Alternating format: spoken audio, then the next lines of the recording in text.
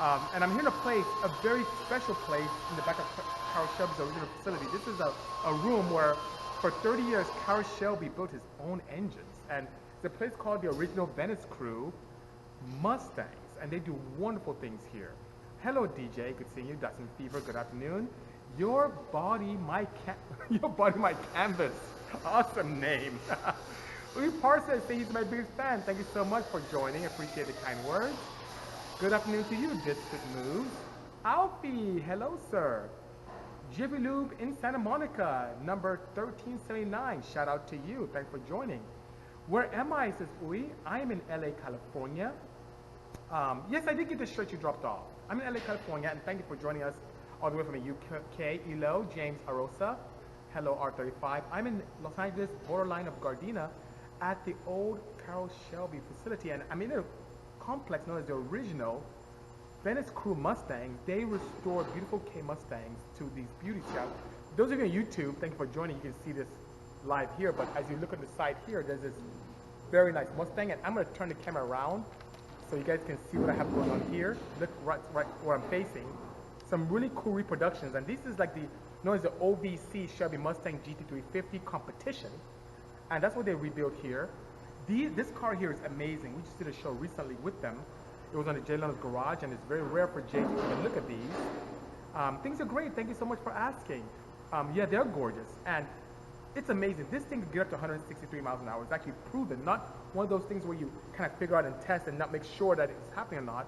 It makes about 465 horsepower at approximately 6,400 RPMs, and the torque is very similar at about 424 foot-pounds or pound-foot of torque, which is amazing. Shout out to Fox Designs. Good seeing you guys, you know.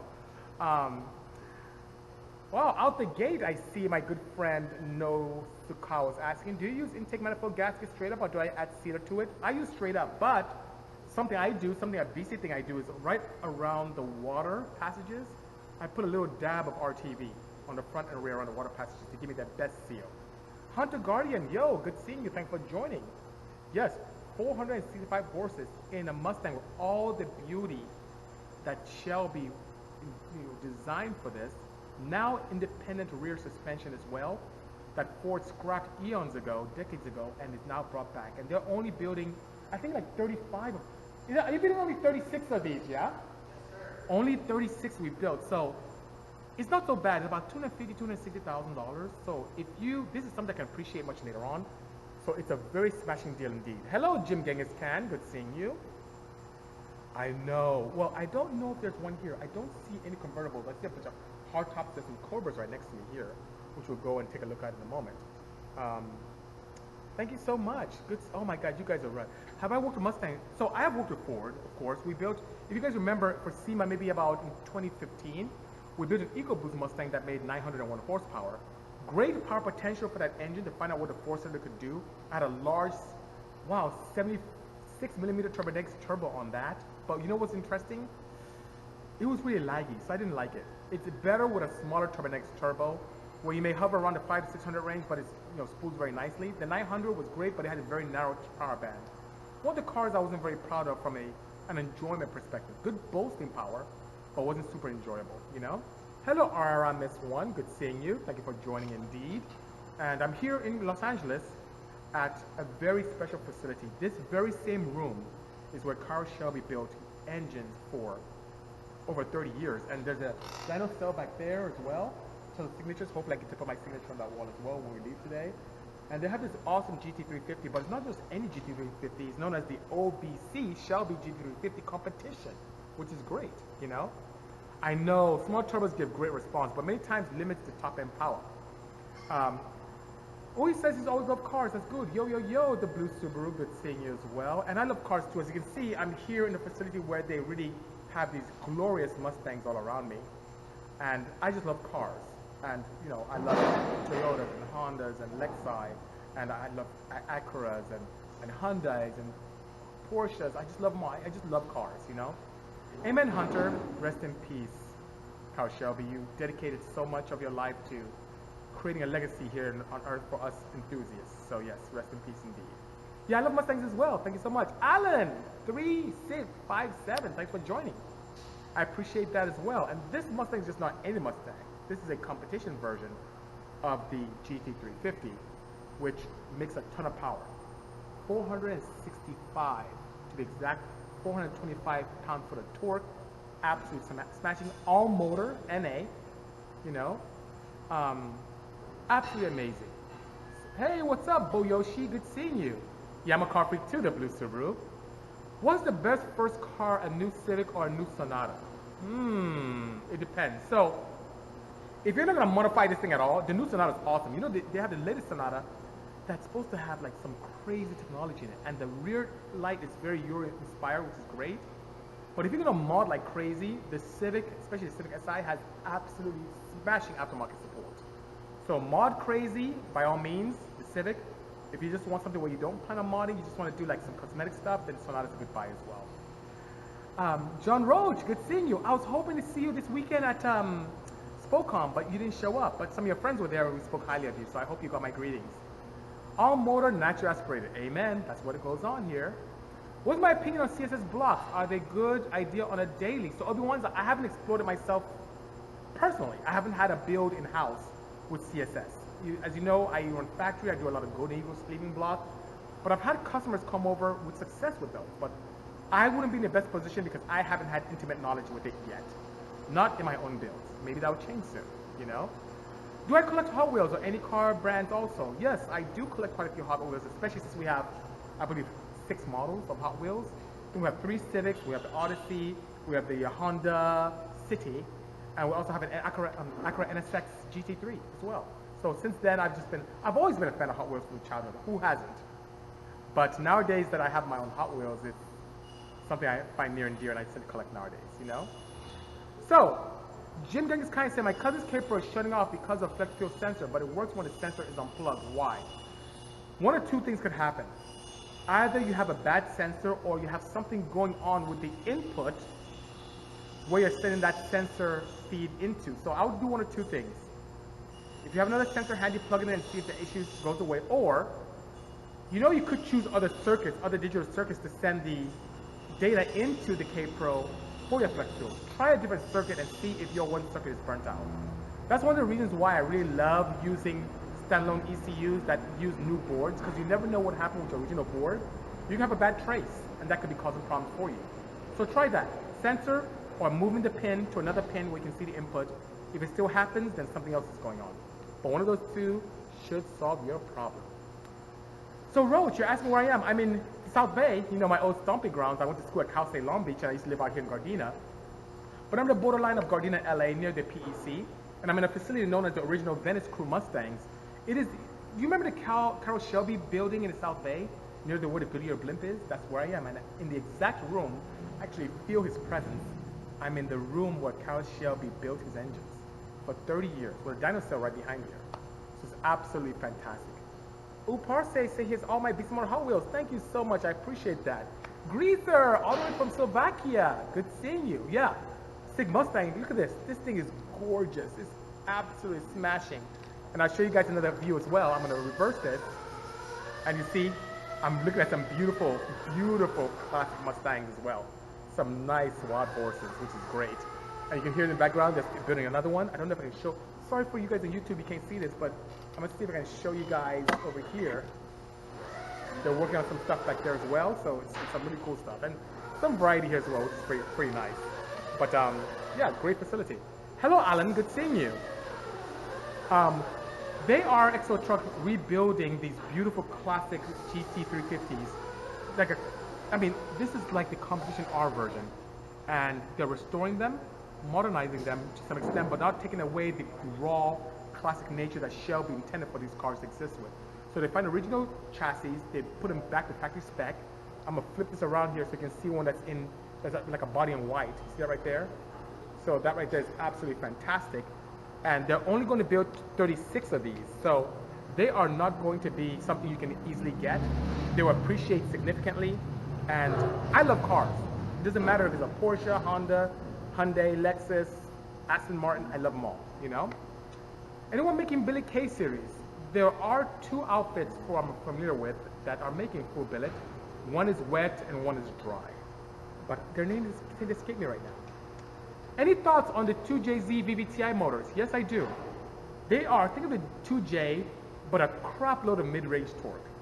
The VVTi allows for, how should I say, it allows for a good environment to play with cam timing by spreading and closing overlap at leisure using ECU, allowing better breathability and more efficiency. So we've seen as much, I'm telling you, on a mid-boost engine, we've seen as much as 300 wheel horsepower mid-range while using VVTi. And I tend to use the AM Infinity to control that, which is very nice. I'm protected, of course, with Purell, but that's what I do. It's a great setup. So whenever you have a chance, I prefer the VVTi, by all means, you know? Yeah, DA, you're absolutely correct. Good seeing you, DA Motorsports, aka Robert. Great seeing you recently. Sorry we couldn't chat a bit. I had a gentleman come by we had a meeting with, but I should spend some more time with you. But nonetheless, you know. Grayson Ship says, put a 2J on a Mustang. Yeah, that'd be a cool passion project, but there's something to be said about this wonderful engine that they have here. These cars weigh only about 2,780 pounds. So it's super lightweight. This all round has a 289 setup in terms of engines. It's really great. They're very rare, extremely rare indeed. Hello, F-Body Muscle. Michael Ray Raptors asked, do I work on other older cars like an Acura NSX? Yes, I do.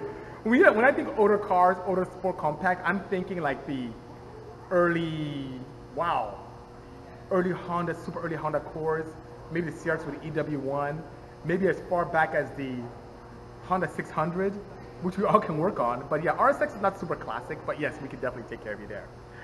I am the rear Carlan Gas from Chile, good seeing you. Rafael from Brazil, good seeing you as well. I know the Ford Barra does have tons of opportunity. 1J, 2J is popular because it has a lot of aftermarket support. I think the Barra has a decent one as well. Empire of Japan World, good seeing you. Porsche Mentality, good afternoon. Yes, you're absolutely correct, Daily Brooms. VVTi, absolutely more power, which is smashing, you know? Yeah, we need to, because you know, this SEMA is crazy. I now have 6 cars, thanks to Hedy now. I have 6 cars to build for SEMA, and guess how many are done? None. Full drag car, 2JZ GTE or JZ VVTi. I would still, because of the head and advantages, full race, still take advantage of it, VVTi, whether I'm doing road racing or drag racing, or even drifting. The VVTi is an advancement and a huge advantage as well, you know? Ah, Preet Kumar, good seeing you. Excited for the future projects? Likewise, it's going to be a great SEMA this year. We have so much going. One sick SI, pure for life. Amen, brother. CVCC, the precursor to VTEC. Yep, that's some old school stuff. Not RSX. RSX is so new. I would even talk about D16 A6s as old school compared to RSX. But yeah, CVCC. Texas in the place. Ah, Tijuana, Mexico. Good seeing you as well. Leo brother, good seeing you. Wow, such great friends. I appreciate that. F Body Muscle is asking for a very good question and one that's very timely. My thoughts on the new C8. I'm telling you guys, GM knocked it out of the park this time. It is a combination of the balance and track friendliness of a mid-engine with a lot of European and Japanese influence. I'm so scared, I expect that it's going to get a lot of JDM heads over to the GM brand with this new body style. Now, I've seen some photos of it in the wild being tested. It doesn't look as rich as the press photos from GM, but they're going to sell a crap ton of these cars. And aftermarket support is going to be so robust. It's going to be a game changer, and it's going to force other manufacturers to step to the plate. So I think it's going to be a good one. Don't be surprised if I pick one of those up. It's going to be great, you know? Thoughts on the 97 V6 Mustang? Very underrated. I like the chassis because it's very lightweight, but not a huge performance platform, you know? Yes, Lap Designs, Puro Pro Vida, amen. Hello, Manual Speed, good seeing you. Yeah, normal SEMA. Yeah, absolutely. Obi-Wan's is asking, would a D16A6 head need to have extensive work done like valve train porting to make upwards of 300 with a turbo build, or would a nice cam be good enough? So Obi-Wan's like, here's what you need to do. If you're just making 300 on an A6, it's very simple. You can leave the port stock. You could leave the intake manifold stock. You can upgrade to an aftermarket one or even put one out of a Y8 on there. You just need to upgrade your valve springs. And if your budget allows, your retainers. Valve springs and a cam with a decent turbo, you can make 300, no problem. You don't have to go crazy with the head at all. View 35DE, that is an underrated engine that doesn't have the aftermarket support that it deserves. I think it can have a lot of potential to make it a lot of power. And too bad I don't have a relationship with Nissan, because if I did, I'd create a bunch of crazy stuff with that. Hello, Kenny USO, good seeing you. You're a Ford guy, F-Body Muscle. Well, you will love where I am. I'm the original Venice Crew Mustangs in Los Angeles. These guys, I mean, they've stepped the game up with restorations and really advancing, modernizing these old school competition 350 Mustangs, 350R Mustangs, without taking away the essence or making it. You know how some people restore cars and they fuse modern technology, but they kind of make the cars very dull and disconnected? Oh, you feel connected to the road with this thing. You feel connected with all 465 horsepower of it. It's a wonderful platform, and they've found that sweet spot between the raw acceleration and the modern amenities that make it very enjoyable to drive, while keeping or while implementing the independent rear suspension in it as well, which is amazing, you know. Brian's asking, do you think Toyota could have improved on the Supra? Is it fine the way it is? Well, there's always opportunity for improvement. Now, I, unlike many enthusiasts, I'm not against the sharing of components and technology with BMW. I think it's a win for both parties.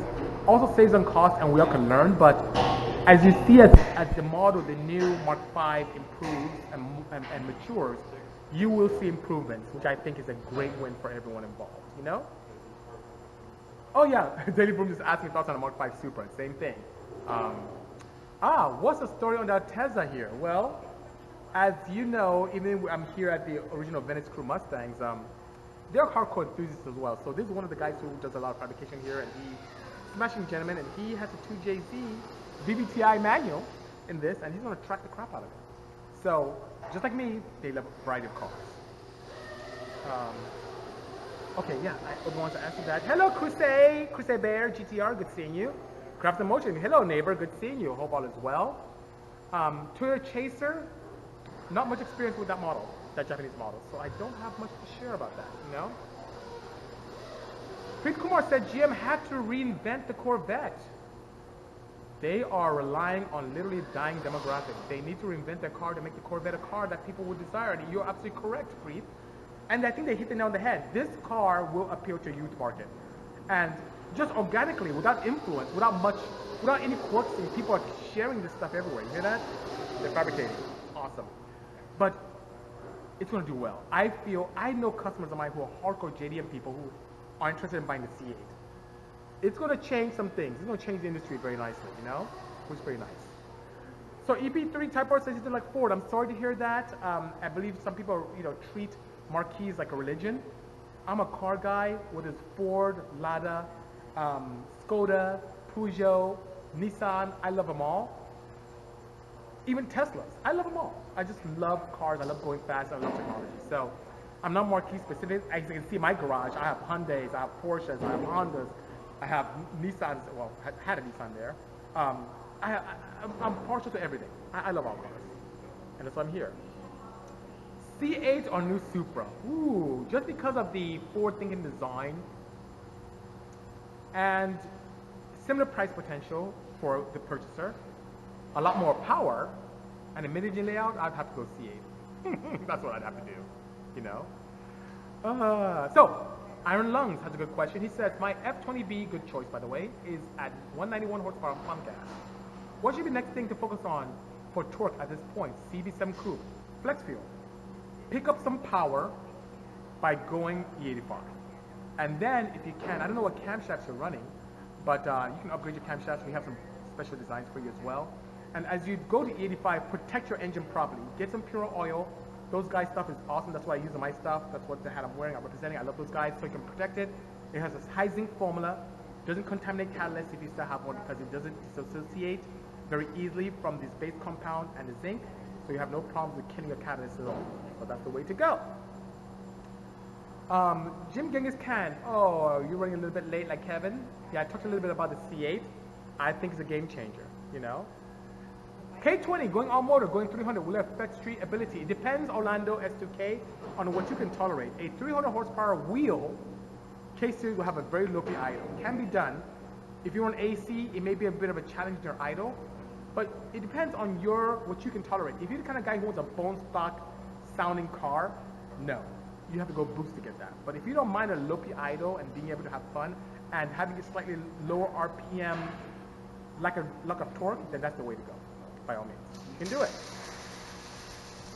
Macro Reactor says, I'm definitely going to come down one of these days and see what can be done to my baby. I'd be more than happy to help you and hopefully exceed your expectations.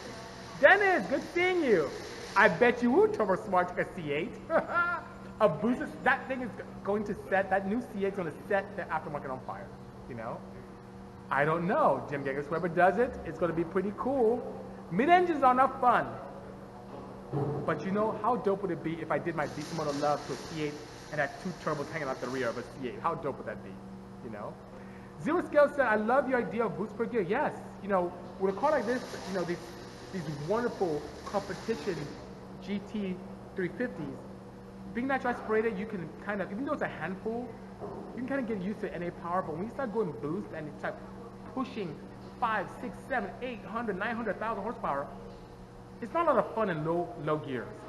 You lose traction in a rear-wheel drive application, you can get kind of dangerous, so boost per gear allows for a pseudo traction control setup, and it's very nice. So you can do that using a proper engine management. You guys don't know AEM is my management of choice.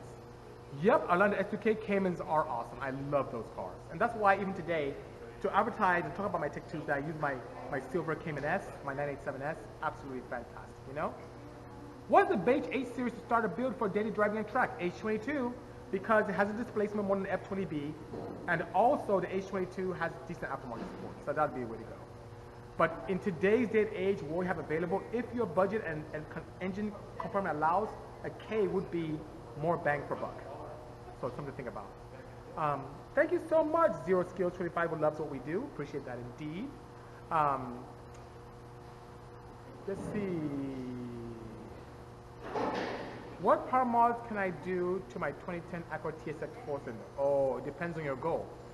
So with TSX, you have many options: supercharged, turbocharged, natural aspirated. There's so many flash capabilities there. K-Tuner has a very nice flash for you as well. There's so much you can do. It depends on your goal. Think about what your goal is in terms of what you plan on doing the car. Is it a street strip car, street only, track only? Are you doing drag racing, road racing? Are you just doing canyon carving, autocrossing? It depends. And that can allow me to get a better understanding of your project and point you in the right direction. You know? Dancing Fever saying, are your parts that are breaking on your overpowered wagon billet parts? And do you think billet will fix your issues? Just curious because there's a lot of billet trans diff parts coming out now. Yes, so Dancing Fever, to answer your question, I will go back to my first wagon build.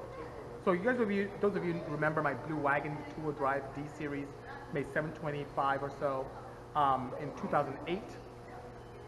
The biggest complaint I got, above and beyond the cost of how much it cost me to build that build, was that a lot of parts I used were one-off. Now I get it. I created those parts because I wanted to provide all of you an opportunity to purchase and partner with some of my partners and do great things. But people complain so much on the forums that, oh my God, Bisi, all these parts are bespoke. I said, okay, the next wagon I build, I'll use as many factory parts as possible to push the envelope and allow you guys to replicate it very easily. Well, guess what happened?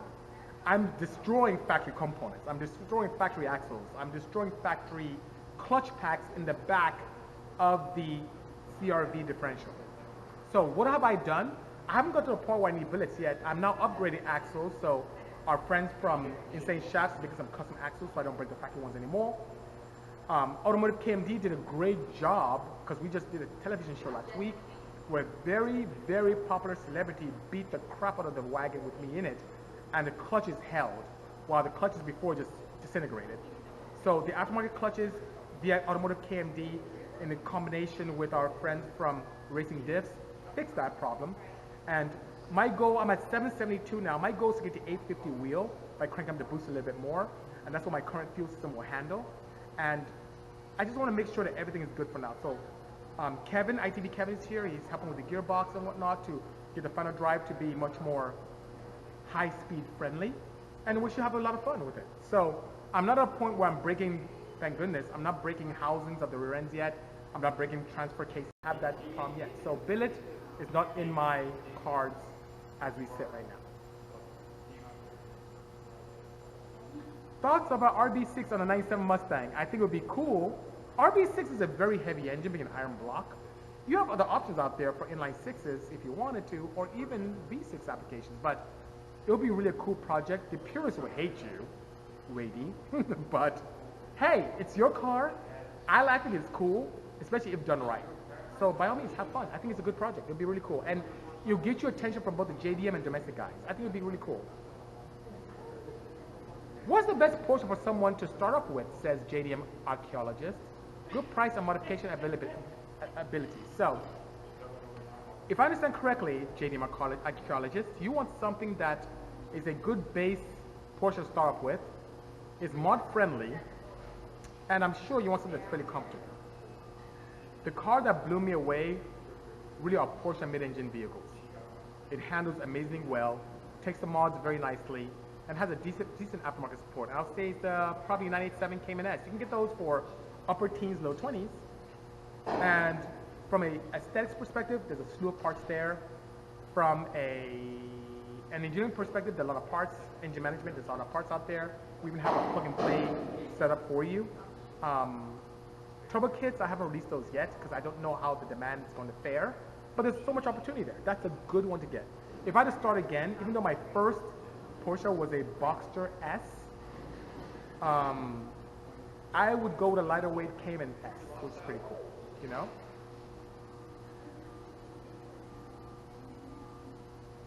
What about reinforcing the drive shaft? Well, I don't have a problem. You're talking about the wagon, Lone Wolf. I don't have a problem with that. I have a drive shaft pro, maybe a custom drive shaft, which is robust. It's just fine. The axles are the challenges I have in the rear. That's what I have, you know? Road Race Pepper is saying, I'm building a Y8 VTEC head with an A6 block on my track SI. My power goal is 130. Which is stage 2, stage 3 camshaft be more suitable for road racing? So if you have a Y8 VTEC head, your level 3 is the way to go. We've had customers make 120 to 134 wheel horsepower with level 3 cam. So by all means, level 3 cam, it'll give you the mid-range you desire without sacrificing too much bottom end. But here's the caveat.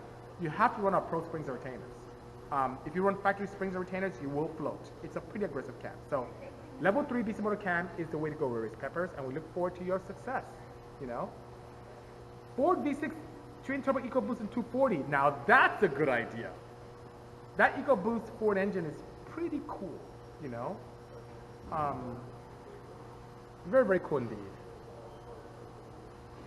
Well, Kevin, we don't know that. We'll find out soon. We'll find out soon, won't we? Balboa 2018, thank you so much. Appreciate it. Club 5500 RPMs, good seeing you. And thanks for joining me here. I am in a beautiful facility. This, for those of you who know Carroll Shelby, a legend, just his legacy will live on forever. And he even pioneered, you know how we do crazy swaps? He's the original swap king, taking large engines and stuffing them in small chassis and just going bananas. Hence the Cobra and the Sunbeams and all that fun stuff. But I'm in a very glorious place. This very same facility, this place where I'm sitting, this hollowed ground I'm in now, is where Shelby built engines himself for 30 plus years with the engine cell behind me. And now this facility's been redubbed as the original Venice Crew Mustangs facility, and they are absolutely doing a smashing job with 36 custom restorations of a GT350 competition, which is amazing, with independent rear suspension, a smashing, I'm looking right here, these cars are all around me, they're absolutely gorgeous, a smashing setup here, 2,700 pounds, they're about 462 horsepower, absolutely smashing indeed, you know? I look forward to exceeding your expectations, Road Race Peppers, good seeing you. Jim Gaggs says, horsepower cell cars, torque wins races. Carroll Shelby, and you'll be pleased to know, this thing makes almost as much torque as horsepower. As a matter of fact, and it's very balanced, like a 51-49 weight balance ratio, which is amazing, and makes about 425 foot-pounds of torque. Amazing indeed, you know. Show off the cars? Hey, we'll take a look afterwards. There's even, look what's behind me, Orlando. Look at this. Look at what I'm looking at. Look how gorgeous that is. Absolutely beautiful cars around here, you know? Ryan Sales Fishing says, I want to F-Series swap my RD1 Honda and keep the real-time forward drive. Any suggestions? So you want to do an F-swap. Let's see, what's the most clever way to do? You would need, of course, I assume that you have the original B-Series engine there. So you need a data plate system. You have to modify, because that transfer case is pretty intrusive. So you might have to modify that data plate system very slightly, but you know that data plate systems we pioneered in the Honda world, the H2Bs, that's what you need. Maybe fine. You'll be able to do that, because the F-Series, and I assume you mean the F-Series or F22A, because if you mean F20C, it turns the wrong direction. They'll turn clockwise. You need a counterclockwise turning engine. You can be doing an H2B kit, by all means, indeed, you know. When tuning ECMs, do you also look at emissions NOx's readings for possible detonation, or how do you manage that? Great question, Beaumont. So, when it comes to, when I do street legal tunes, yes, I do pay attention to NOx's, but how do I monitor and keep detonation at bay? Using a NOx sensor. So, NOx sensors are glorified microphones that we attach to the head, and ideally, I tend to place them closer to the top of the cylinder, closer to the head, on a cylinder that is typically the hottest.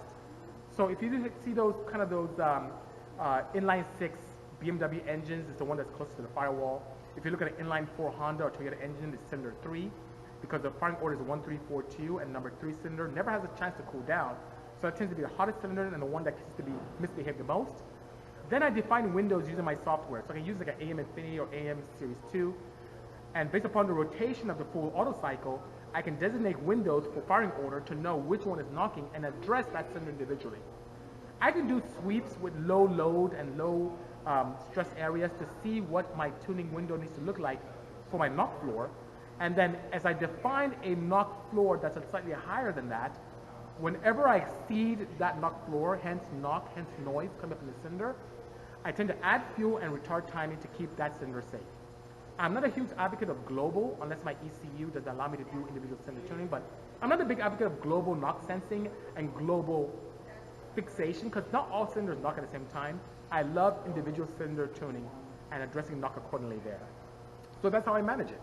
Very simple. That's why, guys, you see me say I hate some freeware, I hate ECUs that don't allow me to do knock sensing, because I can't do the best job for my customers. Any ECU, like some of those ones where we have socketed ECUs and so on and so forth, I just can't address knock per cylinder or drive my own unique knock curve based upon a setup. And you can do a global knock by all means. Why can't you? Because I may have a car, I may have a Mustang that has standard poly mounts, and I can tune for that. And then I have another Mustang next to me that may have solid mounts. And with solid mounts, I introduce more noise, and the ECU may see that as knock and start pulling timing and adding fuel, and it's not ideal. So you want to be able to, for that setup, customize an ideal knock floor and make things great. Thanks for all the hearts, guys. Appreciate that, you know. Weight balance on the waggle van. It's actually quite nice. If my memory serves correctly, it was like it was biased towards the front. It was like a 58-42, more front bias, which is pretty nice. So, which is not bad, because when I travel forward, it pushes to the back, and then your turbo fans does a good job in helping me create more downforce. So, to my advantage. I would drive Civic FTW. I don't like Hondas normally. Yeah, MR2. You know, I love MR2s. You know, MR2 was the first car, AW11 was the first car I wanted when I came to US. How cool is that? Hello, Empire Boss. Good seeing you. You got an F20B, Ryan? Good project. Good setup indeed. DB Films asking, hey, Bisi, what's going on? Sir, I am actually in heaven here. I'm in a wonderful facility in the border of Los Angeles and Gardena, California, the Carroll Shelby complex, but inside I'm in the night with a great team here, the original Venice Crew Mustangs, where they restore impeccably these GT350 competition vehicles with a, you know I love power. You know I'm a power hungry person. This thing, I mean, over mid 400s horsepower, natural aspirated, raw enough to whereby you can feel connected to the road in the vehicle, but modern enough to where you can enjoy it at leisure. Absolutely fantastic, you know? Nitro Solar says, what's my opinion on copper spray for head gaskets? I've done that in the past, especially when I have sleeves that are proud of the deck. You know how, you know, for example, Golden Eagle. I usually, when they sleeve my block, I have them have the cylinder sleeve proud about 3 3 thou up from the deck. And what that does, it doesn't give me the best seal with the dry gaskets around the oil passages and cooling. So I use copper spray there. Sometimes I use Hylamar. But I think it's a good thing. Also, when in a pinch, and I say in a pinch, I'm at the racetrack, I have to pull my head, I have no other gaskets, a copper spray up on top and bottom and between layers has helped me reuse the gasket once. So that works right, you know? Would you just look at it, Bisimoto? You're so funny. Nice, fuel for Cindy. Absolutely. Thank you so much. Super Card, good seeing you as well. My pleasure indeed, Vermont. Let's see. Sleeper Inc. Good question. 2.8 liter, 12 valve VR6 with precision, 6137. 96 AR, good turbo. Do I bore to 2.9, 2.0, and keep it 2.8? Also, want to boost onto 8500 redline. Also, what CDI is good to use the AM5 on this setup? Okay. It depends. So, if your engines are apart, the bigger the better. Go with a 3.0, as long as you don't compromise seal. So if you're doing this by making the cylinder sleeves thinner, pay attention to the gasket surface and what you have for clamping, okay? Go bigger, it'll help you tremendously all across the board. It'll allow you to make more power, less boost. It'll also give a lot more bottom end torque, which is great. In terms of CDI, it depends. So if you want coil unplugged, you can get away with so many opportunities. You can get some from Denso, you can use some of the Honda coils, and whether you're looking at a K series, you're looking at something from the V6 Accords, you're looking at something from, let's say, the Fitz, or you're looking at something from even the HRVs. They all have different lengths. You can find a coil and plug that can work well. Also, a very cost-effective is, you know the VAG coils that Audi uses for, let's say, some of the R8s? Those don't even require the bolt, though. You can just push them in, but the length is pretty long. Get one of those from a wrecking yard, borrow one from one of your friends, from somewhere, a shop, whatever the case may be, and see if that fits into your tunnel. That is a very nice opportunity for a direct coil and plug in an application like that. If none of those work, you can also get the AEM CDI coils, which look like LS ones. They're pretty robust. Those are IGBT coils, and those things are so robust. The spark energy is over, I think, 135 millijoules of energy per spark. They can even handle very high dwell for short periods of time. Those things I joke around could ignite water. But whether you're looking at VAG, we've pushed up to 200 horsepower per cylinder on VAG coils, and the Denso Honda-based coils, we've done over 250 per cylinder, and the AM stuff is just ridiculous. So you have many options depending on the look you want and what you want to achieve, which is great. What are your thoughts on turboing a 12.0 to 1 compression engine? I think it's fantastic. One thing about high compression turbochargers is that it allows you to make very efficient power. Lag is not so bad. You have amazing throttle response, but tuning is key. You can cheat the dynamic by using a very large camshaft to keep the dynamic a little bit lower than ideal, to whereby you keep detonation at bay. I'm a huge advocate of also using E85 or E90 for that kind of compression, but it is wonderful. Tuning is key. I just talked about knock. You have to really pay attention to that. It's very, very important, you know? Do you like single turbo or twin turbo for a classic 934 setup? I like twin turbos. And plus, if you're using a flat 6, which I assume you are, it's really straightforward to take one bank and feed and the other bank and feed. It makes for a very appealing Porsche setup, and also it kind of stays in the same vein of what Porsche did both on and off the track, even though they did have a few 934s with a single, we're using a twin scroll, but I like twins. That's the way to go. J. Ken is asking, how's my day going? J. Ken 5482, smashing. I'm in a wonderful facility with a great crew. I'm surrounded by beautiful examples of Mustangs and more. I'm at original Venice Crew Mustangs where they restore impeccably well these wonderful GT350s. They're only going to make 36 of these examples, and that's it.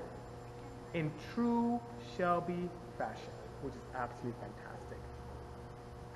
How bad is antilag for an engine and turbo? So dealing, it's hard, it's murder on exhaust valves. Because of course you're bypassing retarded time and igniting in the combustion chamber. Outside of it, towards exhaust in the turbine, it's hard on blades, hard on turbo shafts and bearings. It's just hard. So I do it sparingly, but it does, you know, especially on turbo applications, if you're gonna do it a lot, especially with racing, or even if you're driving on the street, you may want to use Inconel exhaust valves. You know, hit up our friends from SuperTech, get some Inconel exhaust valves that helps not to warp the valves easily because the stainless steel just can't handle that kind of heat.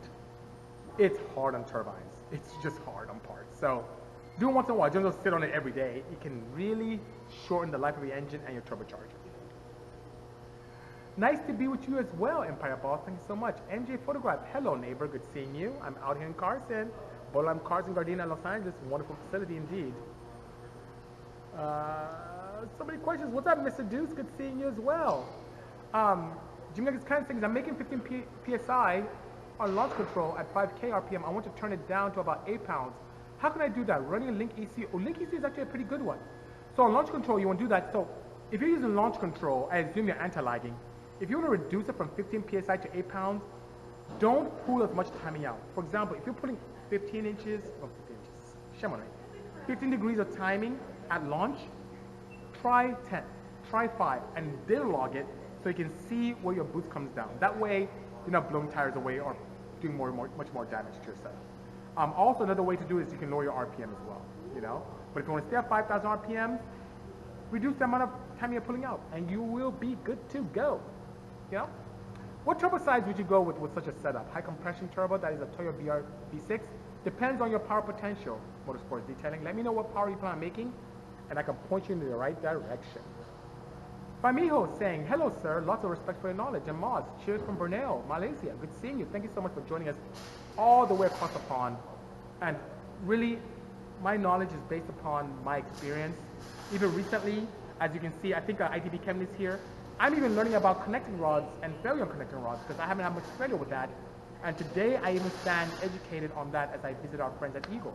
So it's fantastic. I constantly learn, and I'm here to provide that knowledge because I wish I had this when I was growing up into cars.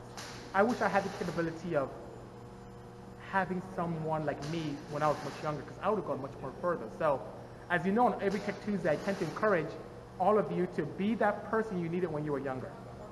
And great things can happen. Sal, good seeing you, sir. Great seeing you this weekend as well. I need to get you some oil, sir. Cobra Kai, good seeing you as well at Spokane. We had a great time there. 500 horsepower max is what you want to do. You can get away with 54mm precision or turbonet. 54mm, you can do it. It'll be amazing in terms of spool.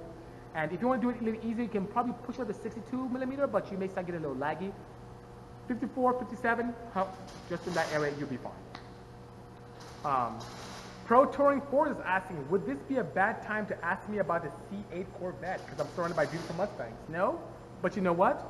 You just missed it. I had a nice conversation about that, but I'll give you a very quick synapse of what I talked about. C8 is really great because it's a mid-engine. GM knocked it out of the park. The price point is amazing. The factory power is amazing. A supercharged version, turbocharged version will blow it out of the water. Mid-engine, very Italian in terms of design, very Euro, and for the first time, GM is going to attract a lot of JDM clients. I have a lot of customers who already are going to purchase that car, and it's going to be mod crazy. From aesthetics to engine, it's going to be a wonderful platform. People are going to have a lot of fun, you know? You should bring out the wagon to the old school Honda EF meet in a couple weeks. Let me know where it is. I will come out and do that. Yeah, 54 to 57mm turbonetics would be the way to go, sir.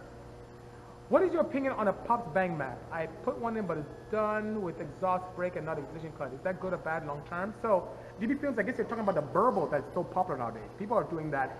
It doesn't hurt anything. So what they're doing is, on the ignition map, in the low vacuum, very low vacuum regions, they are pulling timing and adding fuel, and it doesn't hurt anything. It's not a bad thing. Some OEMs are doing it factory.